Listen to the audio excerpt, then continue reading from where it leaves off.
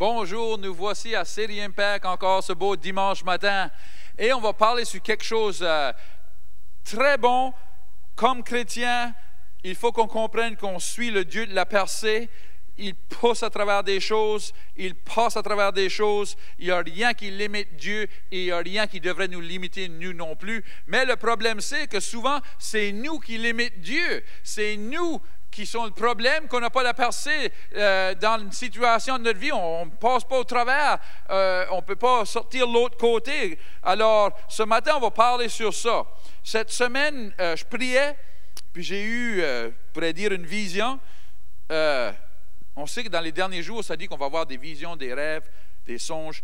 Et cette vision, j'ai vu comme un sac, comme presque comme une ballonne, puis c'est comme si ça poussait, et là, pouf, ça perçait, passe à travers. Et Dieu dit, ce matin, dimanche matin, il y a du monde qui doivent avoir la percée dans leur santé, dans leur finances, dans leur toutes sortes de régions dans leur vie qu'ils ont besoin d'avoir la percée. Ils doivent passer au travers, ils doivent sortir de l'autre côté, gloire à Dieu. Alors on va vous aider ce matin à sortir de l'autre côté dans les choses, mais comme que j'ai dit souvent, c'est pas Dieu qui est le problème, c'est pas l'ennemi qui est le problème, c'est nous autres qui est le problème. C'est nous autres qui arrêtent la percée souvent, parce qu'on a des mauvaises pensées, on n'a pas gagné dans nos pensées. Vous savez que même dans les sports, dans le naturel, c'est la même chose dans le spirituel. Dans les sports, souvent, ils vont dire, si tu es un perdant dans ta tête, tu ne vas jamais gagner. Puis si tu es un gagnant dans ta tête, tu ne vas jamais perdre. Je vais le dire de nouveau. Si tu es un perdant dans ta tête, tu ne vas jamais gagner. Puis si tu es un gagnant dans ta tête, tu ne vas jamais perdre. Qu'est-ce que je veux dire par ça? J'ai vu des boxeurs, j'ai vu des fois que, boum, ils tombent, et tu penses, il est sans connaissance, et là, il se lève avant le compte de 10, et boum, il gagne le match. Pourquoi? Parce que dans sa tête, il se disait, je ne peux pas rester ici, je suis un gagnant, je ne reste pas sur le mât, oublie ça, je me lève de nouveau, je vais gagner, je suis un gagnant, je ne peux pas perdre. Mais un perdant aurait juste dit, j'ai perdu, pouf, je vais dormir. Alors, c'est souvent... Il faut qu'on comprenne que c'est notre tête, c'est nos pensées, c'est notre cerveau qui peut nous arrêter d'avoir la percée dans la situation. Dans Hébreux 10, versets 38 et 39, ça dit « Et mon juste vivra par la foi, mais s'il se retire, mon âme ne prend pas plaisir en lui.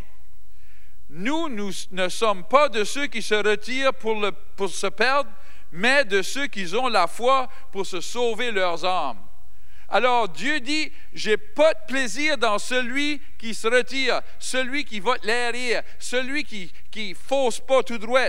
Et c'est très important qu'on comprenne, Dieu veut qu'on gagne, mais c'est à nous à gagner. Il a déjà payé le prix pour nous autres. Il a déjà payé pour qu'on puisse gagner. Mais c'est à nous à le recevoir. Et c'est à nous à marcher dedans. Et souvent, nos pensées peuvent nous arrêter. Ils peuvent arrêter Dieu, peuvent arrêter la percée, peuvent arrêter toutes ces choses-là. Parce que c'est nos pensées qui vont arrêter ces choses-là. Je vais vous montrer ce même mot pour l'âme. L'âme représente les pensées, la tête. OK? L'âme. Dans 3 Jean 2, ça dit, bien-aimé, je souhaite que tu prospères à tout égard et sois en bonne santé, comme prospère l'état de ton âme ou de tes pensées. Alors Dieu nous dit, comme que l'on pense, la Bible dit, comme que l'on croit, soit qu'on est. Je vais vous donner un exemple dans le naturel. Si que je veux être un plombier, puis que j'ai jamais fait ça, il faut que j'aille prendre un cours et que j'apprenne la plomberie. Et une fois que j'ai appris la plomberie, et là, ils vont me donner un test pour voir si j'ai bien compris. Si j'ai bien compris, ils vont me donner un certificat et là, je peux être un plombier. Mais si j'ai jamais fait ça, puis que j'ai pas renouvelé mes pensées, je vais aller puis je vais faire de quoi? Je vais dire, pourquoi ça marche pas? Mais ça marche pas parce que tu comprends pas les principes du plombier. Mais c'est la même chose pour avoir la victoire dans n'importe quelle région. Il faut comprendre comment ça marche. Il faut comprendre la parole de Dieu. Il faut comprendre qu'est-ce que Dieu a fait pour nous. Il faut comprendre et se tenir debout sur la parole de Dieu. La bataille est toujours dans notre cerveau avant d'être en dehors. Alors, il faut qu'on comprenne, l'ennemi comprend ça, il va amener des choses pour nous arrêter. C'est ça que, quand j'ai vu la ballonne, là, c'est ça qui nous arrête, c'est ça, il faut passer à travers, c'est nos pensées. Quand on peut passer au travers et passer à travers dans nos pensées, on a déjà gagné, gloire à Dieu. Je vais donner un exemple dans les sports. Moi, j'aime le football. Puis, dans le football, un bon coach va vous dire, si vous êtes dans l'offense et que vous êtes prêt à aller pour un touchdown, vous êtes à la ligne, ne regardez pas la ligne défensive, mais regardez le but. Regardez le but. Parce que la ligne défensive, si vous regardez là, vous allez venir faible, mais si vous regardez le but, vous allez foncer envers le but. Alors il dit, mettez vos pensées, mettez vos yeux sur le but, pas sur l'ennemi, pas sur la défense. Alors, parce que la même chose à boxer, j'ai été dit, ne regarde pas que tu veux fesser, n'essaye pas de frapper le visage ou le corps de celui que tu frappes, mais regarde derrière lui pour passer au travers de lui. Et là, tu vas fesser 2 fois plus dur. Alors, où notre pensée est, c'est là qu'on va aller. Alors, c'est très important qu'on comprenne, si on a déjà le défi dans nos pensées, on va être dans le défi. Mais si on a déjà gagné dans nos pensées, on va gagner. Gloire à Dieu. Alors, pour être victorieux, il faut changer la manière que l'on pense. Il faut combattre dans notre tête. Dans 2 Corinthiens, chapitre 10, verset 3, ça dit, « Si nous marchons dans la chair, nous ne combattons pas selon la chair. Car les armes avec lesquelles nous combattons ne sont pas charnelles, mais elles sont puissantes par la vertu de Dieu pour renverser des forteresses. » Et regardez ici, verset 5, « Nous renversons les raisonnements et toute hauteur qui s'élève contre la connaissance de Dieu et nous amenons toute, quoi? Pensée captive à l'obéissance de Christ. » Alors, on doit prendre nos pensées captives. On doit amener nos pensées à la parole. Et si nos pensées ne sont pas en ligne à la parole, on doit renouveler nos pensées avec la parole. Écoutez-moi, si vous entendez une chose un matin, vos pensées doivent être en ligne avec la parole pour pouvoir avoir la victoire ou avoir la percée dans la situation que vous faites face. Parce que la bataille n'est pas charnelle. Elle est spirituelle. Et pour allouer l'Esprit de Dieu, pour allouer la parole de Dieu, pour allouer les anges de Dieu, pour allouer la présence de Dieu dans la situation, ça doit passer au travers de nos pensées. Et on doit aligner nos pensées avec la parole de Dieu. C'est pour cela qu'il nous dit si clair qu'on doit prendre toutes pensées qui sont contraires à la parole de Dieu et on doit les emmener à la parole de Dieu et on doit les prendre comme, on pourrait dire comme captifs. Presque comme un prisonnier de guerre à la parole de Dieu et pas les laisser combattre contre nous autres. Gloire à Dieu. Alors, pour que vous soyez victorieux dans différentes régions, ça commence par vos pensées. Ça commence par qu'est-ce que vous pensez, qu'est-ce que vous méditez. Je vais vous dire quelque chose. Si vous méditez, si vous avez la peur, voilà, écoutez. Si vous ressentez la peur, vous devez aller et regarder qu'est-ce que c'est que vous pensiez dessus quand la peur est venue.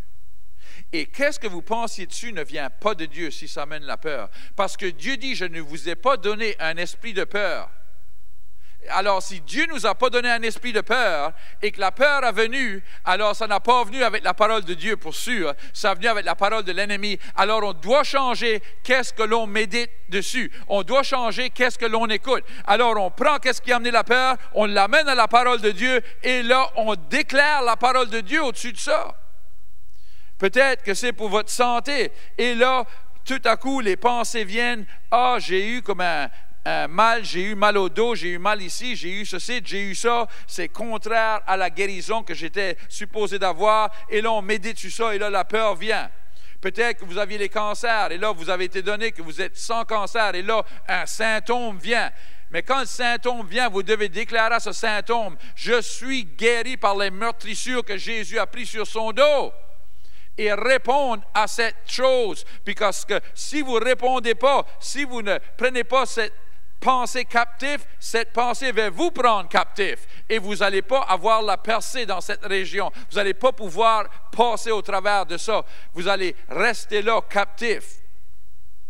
J'ai un autre verset, c'est dans Colossiens 3 et 2, ça dit ceci. Pensez aux choses qui sont en haut, non pas à celles qui sont sur la terre. Ça ne peut pas être plus plain que ça. Pensez aux choses qui sont haut. Alors, dans la Bible anglophone, ça dit de prendre puis régler nos pensées avec ce qui est là et pas ce qui est. Presque comme on a un scope pour un fusil, là, puis là, on met les lignes pour tirer le chevreuil ou qu'est-ce que ce soit, mais on les enligne à 100 verges, on va dire. Mais on ne peut pas prendre puis les enligner à 100 verges, puis là, ça tire très bien à 100 verges. Mais là, on voit un oiseau, je vais l'enligner à ça, je vais l'enligner à ça. Non, reste-les enlignés à qu'est-ce qui marche, 100 verges. Alors, c'est la même chose ici. On ne peut pas prendre puis enligner nos pensées avec la parole de Dieu, puis là, tout d'un coup, ceci arrive ou ça arrive, et on change nos pensées. Vous avez désenligné, et quand vous allez essayer atteindre les choses de Dieu, vous allez manquer la marque chaque fois.